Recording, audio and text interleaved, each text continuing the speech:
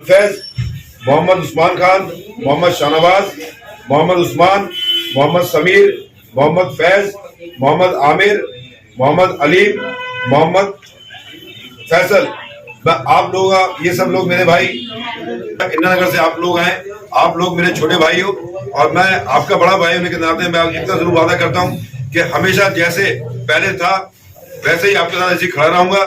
आप लोग जो प्यार और मोहब्बत मुझे दे रहे हो, ये इज्जत मेरी नहीं, ये ताकत और इज्जत आप लोगों की है। तो जो भी चीज होगी मैं आपके बिना, कुछ चीज ऐसी होती है जो मेरे बुजुर्ग मुझे रास्ता दिखाएंगे, मैं आपके उस रास्ते पे चलूंगा और जो मेरे छोटे भाई हैं, नौजवान हैं, उनको मैं आगे अपने साथ लेके कंधे कंधे मिला के चलाऊंगा। और आने वाले समय में जो हालात है इस प्रदेश के, पूरे देश के, इस देश से मौजूद है। गुड्डू खान साहब भी यहाँ पहुंच गए, तो मैं अब एक औपचारिकता होती है सम्मान की, कहूँ दिल से, तो आप भी मेरे साथ हैं, मैं भी आपके साथ में हूँ। तो उसके लिए मैं सबसे पहले मैं इकबाल भाई के गले में हाथ रख के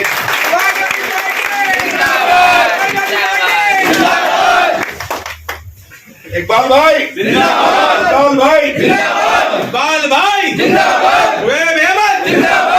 भाई, गुड्डू खान साहब जिंदाबाद।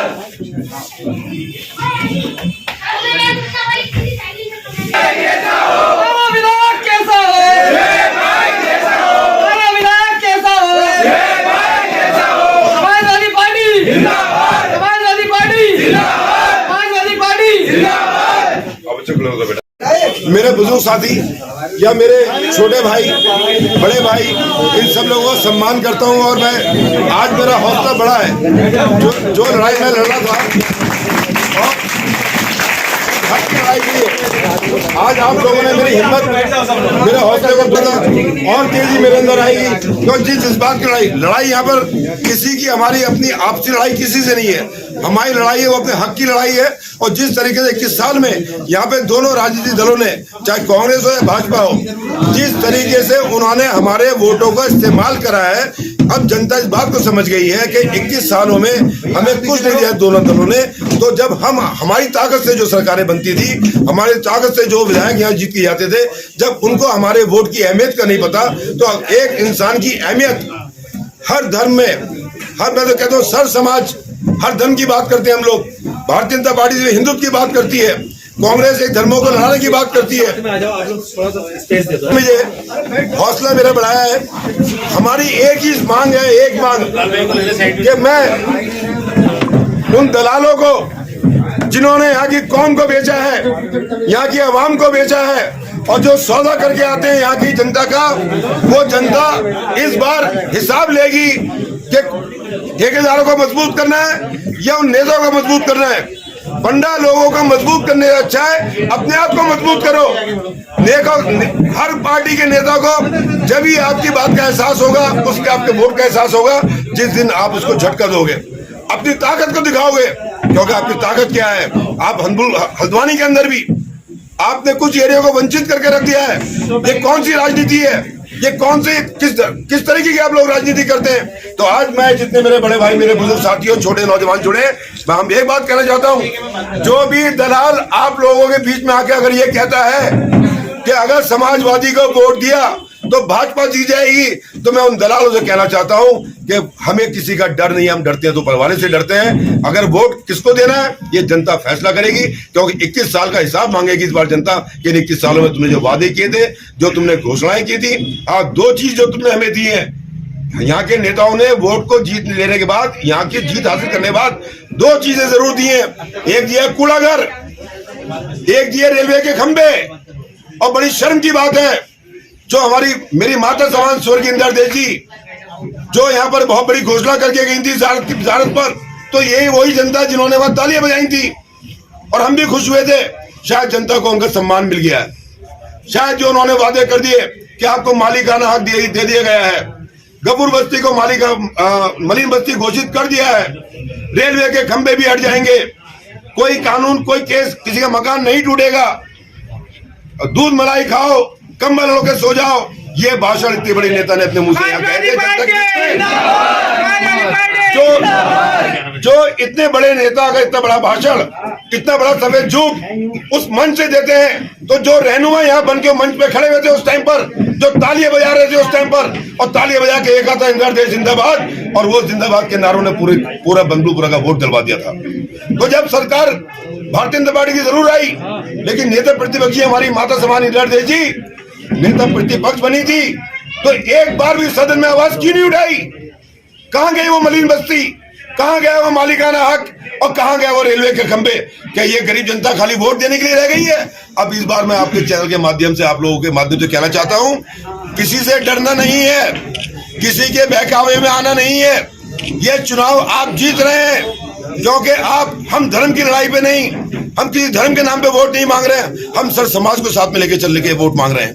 हम पूरे हल्द्वानी को एक नजर से देखेंगे हम लोग, हम इस तरह नहीं बांटेंगे कि बंदुलपुरा क्षेत्र अलग, राजपुरा अलग, और गांधीनगर अलग, हीरानगर अलग और सुभाष नगर अलग। हल्द्वानी विधानसभा हर जगह इंसान रहता है, सब जगह इंसान है, लेकिन इन पार्टियों ने इन इंसानों को सिर्फ वोटों के रूप में इस्तेमाल करा और 21 साल बेवकूफ बनाया। अब जनता बेवकूफ नहीं होगी, ये युवा जो 21 साल में पैदा होकर जवान होकर वोट देने का अधिकार मिल गया है, वो अपने वोट से इस बार अपने अधिकार से दिखाएगी, इनको दिखाएगी कि हमारा जवाब क्या है। और मैं एक चीज और कहना चाहता हूँ, जो कांग्रेस, आज भी बड़ी अच्छी बात लगी, एक लड़के का फोन आया मेरे पास, उसने मुझसे कहा शुएब भाई मैं आपकी पार्टी ज्वाइन करना चाहता हूँ।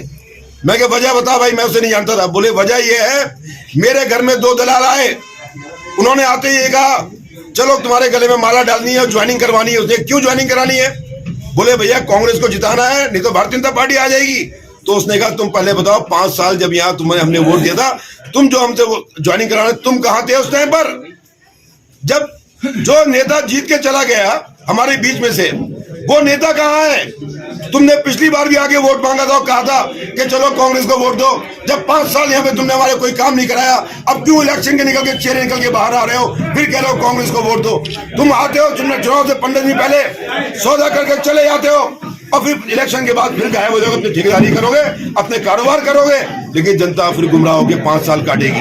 अब जनता 5 साल नहीं काटेगी, 5 साल में वो जवाब देगी, अपना हक हासिल करेगी, क्योंकि हल्द्वानी की समीकरण इस बार 2022 के चुनाव में ऐसे बदल के दिखाएंगे, अपने हक की लड़ाई के लिए लड़ रहे हैं हम किसी धर्म की जाति के लिए नहीं, हम बंदूक की लड़ाई नहीं, हक की लड़ाई पूरी हल्द्वानी चाहती है, क्योंकि इन दोनों दलों को देख चुके हैं सारी जनता। इस बार मैं हाथ जोड़ के अपील करता हूं, मैं आपके बीच में रहा हूं 5 साल हारने के बाद, जिंदगी के 5 साल वो 5 साल होते हैं जो आज काम चुनाव में हो रहा है, ये पूरे 5 साल हुआ है बंदूकपुरा के अंदर। एक हारा हुआ नेता आपके बीच में बैठा रहा, ये दलाल कहते थे कि जीतेगा तो भागेगा, हारेगा तो भागेगा, लेकिन ये आप लोगों की इज्जत थी जो आपने मुझे इतना वोट दिया था, उस वोट की इज्जत थी, उस वोट के लिए मैं यहाँ बैठा हूँ, आपकी इज्जत के लिए बैठा हूँ और आपके हक की लड़ाई की लड़ने के लिए बैठा हूँ। ये वादा जरूर करता हूँ, जो इन्होंने वादे किए वो तो वादे पूरे नहीं करे।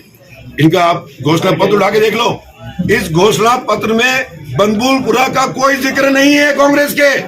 फिर से घोषणा पत्र आ गया है, अरे कहाँ गई यहाँ की ईदगाह, कहाँ गया महिला डिग्री कॉलेज, कहाँ गया अस्पताल? अरे गरीबों को क्या चाहिए? जब वो जाता है बेस अस्पताल तो वहां पे डॉक्टर नहीं है, वहां से मेडिकल, वहां पे रेफर सेंटर बना दिया है। सुशीला तिवारी जाता है तो वहां पे डॉक्टर नहीं है साहब, न्यूरो नहीं है, कार्डियो नहीं है, ये नहीं है, फला नहीं है, वो नहीं है। तो क्या ये सरकार है इन जनता को वोट लेने के लिए बैठी है? क्यों नेता प्रतिपक्ष ने भी जब यहाँ के वोट जीती थी, यहाँ पे अस्पताल क्यों नहीं खुलवाया? 21 सालों में अस्पताल नहीं खुल पाया, अस्पताल में डॉक्टर नहीं बिठवा पाए, सदन में ये आवाज नहीं उठा पाए क्या हल्द्वानी में अस्पताल में डॉक्टर नहीं है? अरे क्या उत्तराखंड इतना पिछड़ा हो गया कि डॉक्टर आने से डरते हैं हल्द्वानी के अंदर? ये दोनों सरकारें, गूंगी बहरी सरकार, दोनों चोर चोर मौसेरे भाई हैं। अगर भाजपा सरकार में है तो कांग्रेस मौन मित्रता की भूमिका अदा करती है, और अगर कांग्रेस सरकार में है तो भाजपा मौन मित्रता की भूमिका अदा करती है।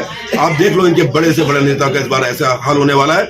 उत्तराखंड में ऐसे लोग जीत के आएंगे कि जो उत्तराखंड का भविष्य की बात करेंगे, उत्तराखंड के विकास की बात करेंगे। बहुत बहुत शुक्रिया।